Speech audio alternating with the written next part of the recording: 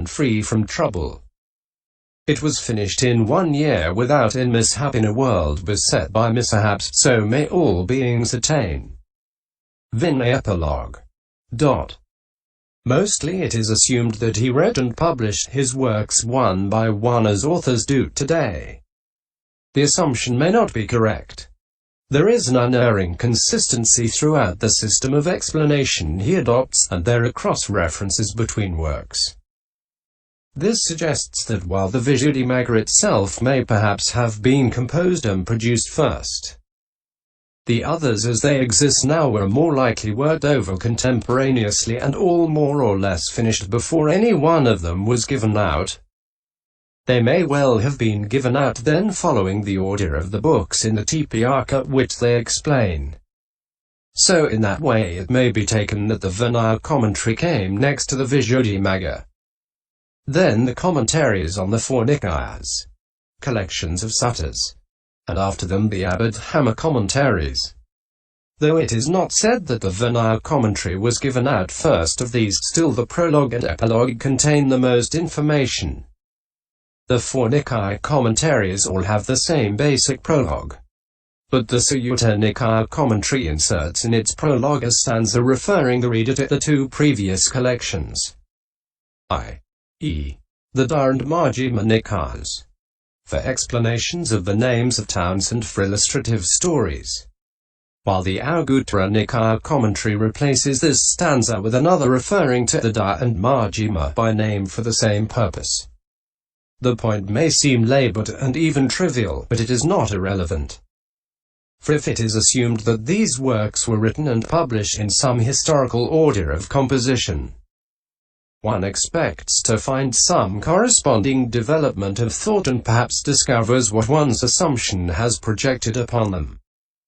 The more likely assumption, based on consideration of the actual contents, is that their form and content was settled before any one of them was given out.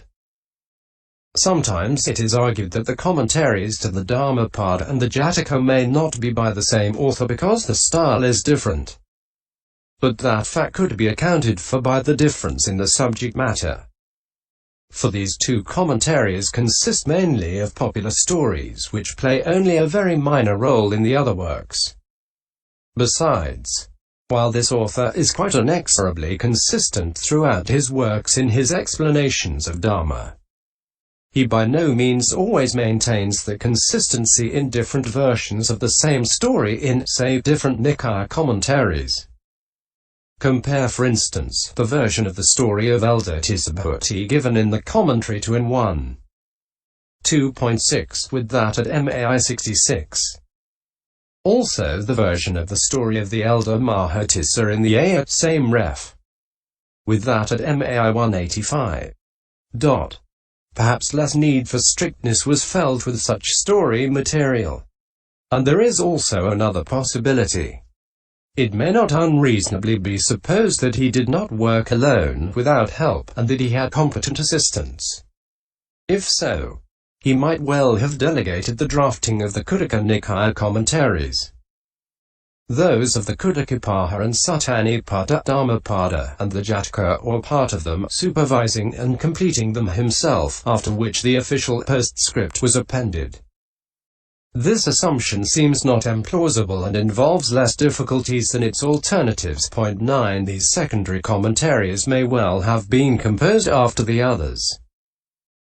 The full early history of the Pali Tipitaka and its commentaries in Sinhalese is given in the Sri Lanka Chronicle, the Dipavayasa, Mahavayasa, and also in the introduction to the Vinaya commentary. In the prologue to each of the four Nikaya commentaries it is conveniently summarized by Bhattacharya Buddhaghosa himself as follows. Opening square bracket. I shall now take the commentary, whose object is to clarify the meaning of the subtle and most excellent long collection, Khuddaka Nikaya, set forth in detail by the Buddha and by his like, i.e., the Elder Sariputta and other expanders of discourses in the Sutta Pitaka. The commentary that in the beginning was chanted at the first council, and later rechanted at the second and third, and was brought to the Siala island, Sri Lanka, by the Arahant Mahinda the Great and rendered into the Siala tongue for the benefit of the islanders.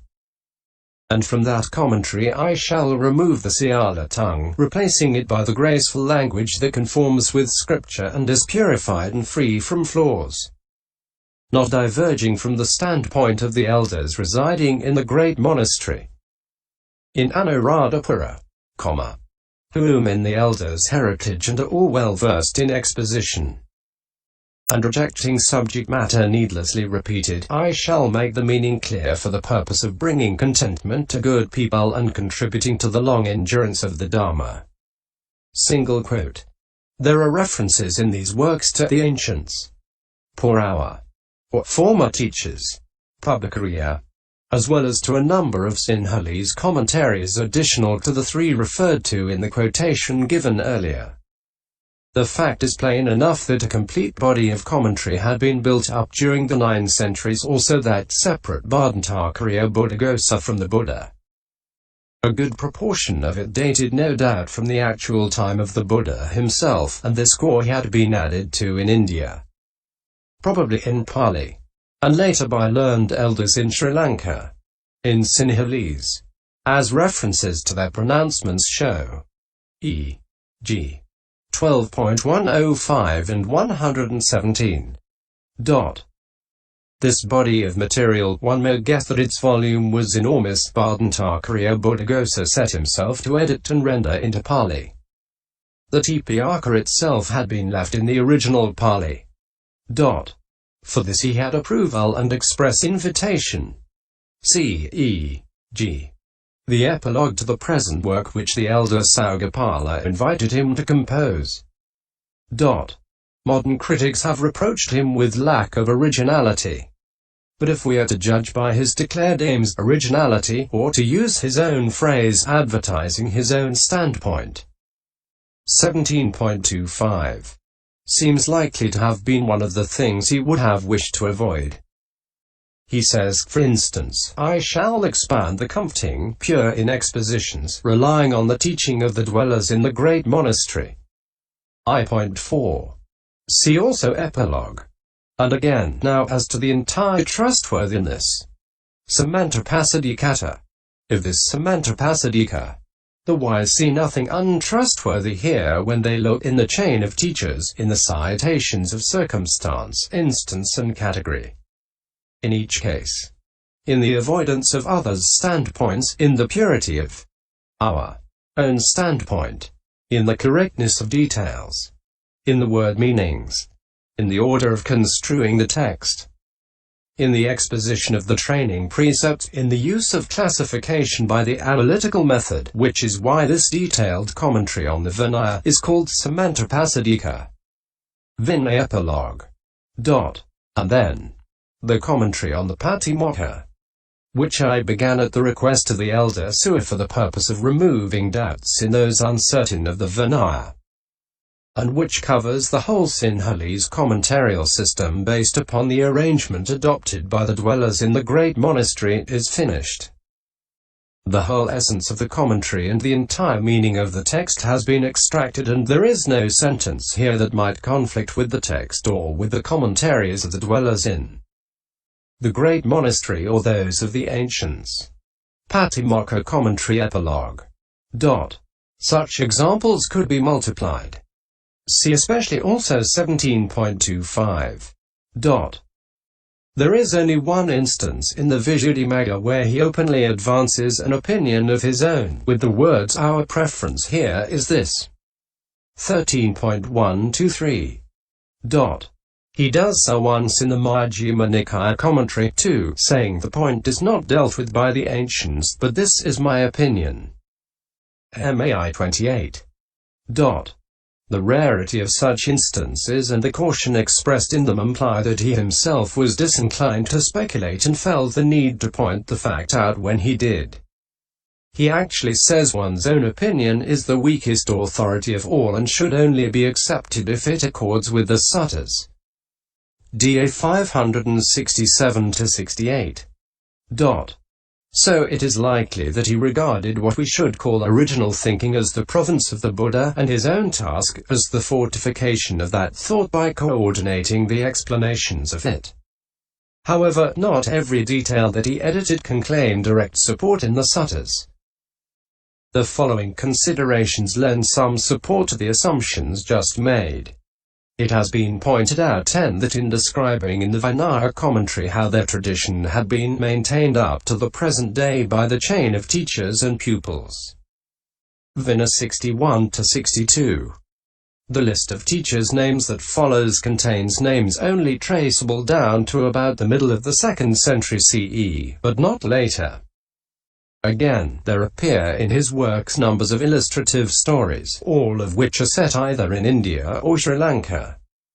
However, no single one of them can be pointed to as contemporary. Stories about India in every case where a date can be assigned are not later than Asoka. 3rd cent. BCE. Many stories about Sri Lanka cannot be dated, but of those that can, none seems later than the 2nd century CE.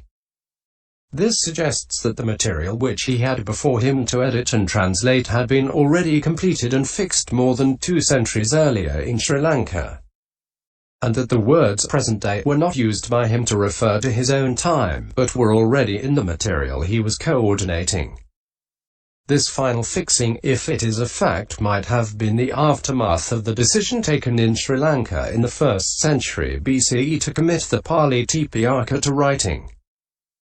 Something now needs to be said about the relation of the Visuddhimagga to the other books. This author's work is characterized by relentless accuracy, consistency, and fluency of erudition, and much dominated by formalism. Not only is this formalism evident in the elaborate pattern of the Visuddhimagga, but also that work's relationship to the others is governed by it. The Visuddhimagga itself extracts from the Tipiyaka all the central doctrines that pivot upon the Four Noble Truths, presenting them as a coherent systematic whole by way of quotation and explanation interspersed with treatises on subjects of more or less relative importance, all being welded into an intricate edifice. The work can thus stand alone. But the aim of the commentaries to the 4 main Nikayas or collections of suttas is to explain the subject matter of individual discourses and, as well, certain topics and special doctrines not dealt with in the Visuddhimagga. Many passages commenting on identical material in the suttas in different Nikayas are reproduced verbatim in each commentary, and elsewhere, e.g. MN 10, cf. DN 22, Satipahana Vibhaga, etc., etc., and respective commentaries. But these commentaries always refer the reader to the Visuddhimagga for explanations of the central doctrines. And though the Vinaya and Abhidhamma commentaries are less closely bound to the Visuddhimagga, still they too either refer the reader to it or reproduce large blocks of it. The author himself says, the treatises on virtue and on the ascetics rules, all the meditation subjects, the details of the attainments of the jhanas, together with the directions for each temperament, all the various kinds of direct knowledge, the exposition of the definition of understanding, the aggregates, elements, bases, and faculties, the Four Noble Truths, the explanation of the structure of conditions, dependent origination, and lastly the development of insight, by methods that are purified and sure and not divergent from scripture. Since these things have already been quite clearly stated in the Visuddhimagga, I shall no more dwell upon them here. For the Visuddhimagga stands between and in the midst of all 4 collections, Nikayas, and will clarify the meaning of such things stated therein. It was made in that way. Take it therefore along with this same commentary and know the meaning of the long collection. Nikaya. Single quote opening parenthesis. Prologue to the 4 Nikayas. This is all that can without unsafe inferences be gleaned of Bhattacharya Buddhaghosa himself from his own works. But see below. Now, there is the Mahavayasa account. The composition of the second part. often called Cu. Avasa, of that historical poem is attributed to an elder Dharmakirti who lived in or about the 13th century. Here is a translation of the relevant passage. There was a Brahmin student who was born near the site of the enlightenment tree. He was acquainted with the arts and accomplishments of the sciences and was qualified in the Vedas. He was well versed in what he knew and unhesitant over any phrase. Being interested in doctrines, he wandered over Jambudvipa, India, engaging in disputation. He came to a certain monastery, and there in the night he recited Patanjali's system with each phrase complete and well-rounded. The senior elder there, Rivata by name, recognized this as a being of great understanding who ought to be tamed. He said, "Who is that braying the ass's bray?" The other asked, "What then? Do you know the meaning of the ass's bray?" The elder answered, "I know it," and he then not only expounded it himself, but explained each statement in the proper way and also pointed out contradictions. The other then urged him, "Now expound your own doctrine," and the elder repeated a text from the Abhidhamma, but the visitor could not solve its meaning. He asked, "Whose system is this?" And the elder replied, "It is the enlightened one's system." "Give it to me," he said, but the elder answered, "You'll have to take the going forth into homelessness." So he took the going forth, since he was interested in the system, and he learned the 3 piyakas, after which he believed this is the only way. Mi 55. Because his speech, Gosa, was profound, voice was deep, like that of the enlightened one, Buddha. They called him Buddhagosa, so that like the enlightened one he might be voiced over the surface of the earth. He prepared a treatise there called Nayudaha, and then the Atasalini, a commentary on the Dhamma Saugawi. Next he began work on a commentary to the Parita.11. When the elder Rivata saw that, he said, "Here only the text has been preserved. There is no commentary here, and likewise no teacher's doctrine. For that has been allowed to go to pieces and is no longer known. However, a Sinhalese commentary still exists which is pure. It was rendered into the Sinhalese tongue by the learned Mahinda with proper regard for the way of commenting that was handed down by the 3 councils as taught by the enlightened one and inculcated by Sariputta and others. Go there, and after you have learnt it, translate it into the language of the Magadhans. That will bring benefit to the whole world." As soon as this was said, he made up his mind to set out. He came from there to this island, in the reign of this king, Mahanama. He came to the great monastery, the monastery of all true men. There he stayed in a large workroom, and he learnt the whole Sinhalese commentary of the elder's doctrine. Theravada. Under Saugapala.12 he decided, this alone is the intention of the Dharma's Lord. So he assembled the community there and asked, "Give me all the books to make a commentary." Then in order to test him the community gave him 2 stanzas, saying, "Show your ability with these. When we have seen that you have it, we will give you all the books." On that text alone he summarized the 3 piyakas together with the commentary as an epitome, which was named the Visuddhimagga. Then, in the precincts of the sapling of the enlightenment tree, in Anuradhapura, he assembled the community expert in the fully enlightened one's system, and he began to read it out. In order to demonstrate his skill to the multitude, deities hid the book, and he was obliged to prepare it a 2nd time, and again a 3rd time. When the book was brought for the 3rd time to be read out, the gods replaced the other 2 copies with it. Then the bhikkhus read out the 3 copies together, and it was found that there was no difference between the 3 in either their chapters or the meaning or the order of the material or the phrases and syllables of the Theravada texts. With that the community applauded in high delight, and again it was said, "Surely this is the Bodhisattva, Metta." They gave him the books of the 3 piyakas together with the commentary. Then While staying undisturbed in the library monastery, he translated the Sinhalese commentary into the Magadhan language, the root speech of all, by which he brought benefit to beings of all tongues. The teachers of the elders' tradition accepted it as equal in authority with the texts themselves. Then, when the tasks to be done were finished, he went back to Jambudvipa to pay homage to the great enlightenment tree. And when Mahanama had enjoyed 22 years' reign upon earth and had performed a variety of meritorious works, he passed on according to his deeds. MHV 37.215-47. King Mahanama is identified with the King Srinivasa and the King Sirakuda mentioned respectively in the epilogues to the Vinaya and Dhammapada commentaries. There is no trace, and no other mention anywhere of the Naoamoli. The Attisiliani described as composed in India could not be the version extant today, which cites the Sri Lankan commentaries and refers to the Visuddhimagga. It will have been revised later. The prologues and epilogues of this author's works are the only instances in which we can be sure that he is speaking of his own experience and not only simply editing. And while they point only to his residence in South India, they neither confute nor confirm the Mahavajisa statement that he was born in Magadha. See Note 8.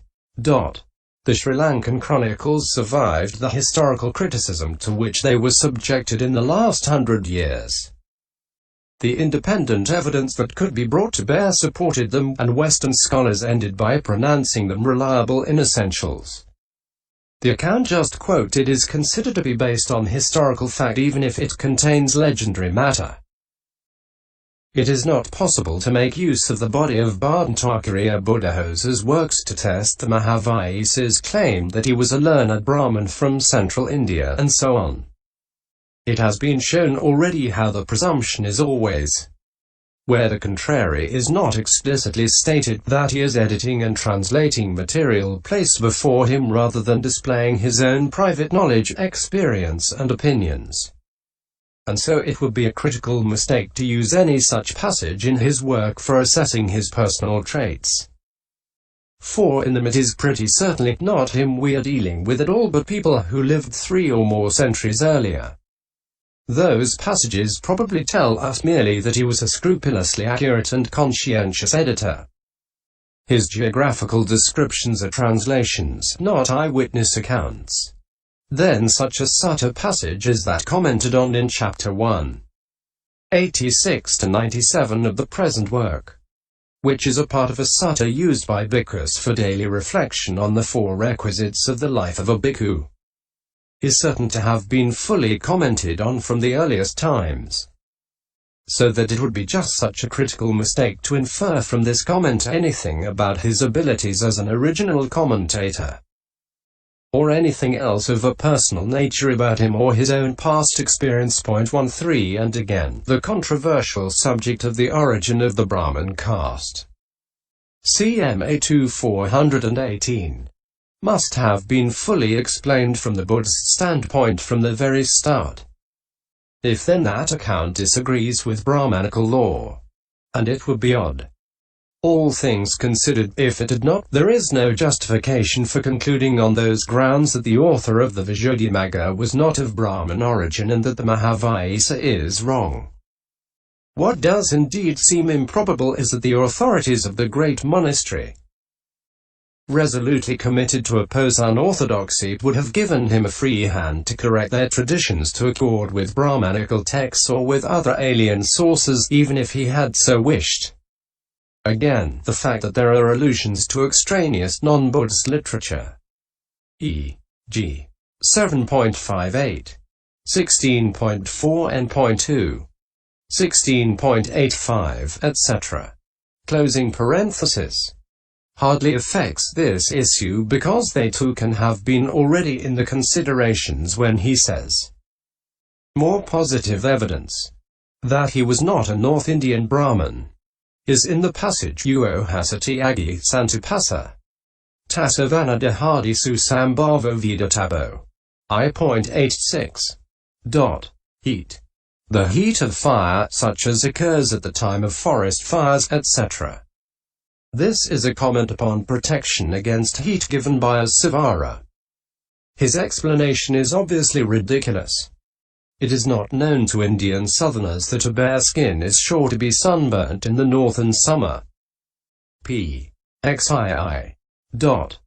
And Professor Kosambi has not only overlooked the fact that it is almost certainly translated material that he is criticizing as original composition, but he appears not to have even read the whole passage. The Sutta sentence, MI10, commented on in the Visuddhimagga, I.86-87, contains two words uoha and atapa. If before condemning the explanation as ridiculous he had read on, he would have found a line or two below the words ortapo tisuriatapo. Burning is burning of the sun. I.87. Material he was editing or supplied to him by the elders with whom he was working. What might repay careful study are perhaps those things, such as certain Mahayana teachings and names, as well as much Brahmanical philosophy, which he ignores though he must have known about them. This ignoring cannot safely be ascribed to ignorance unless we are sure it was not dictated by policy.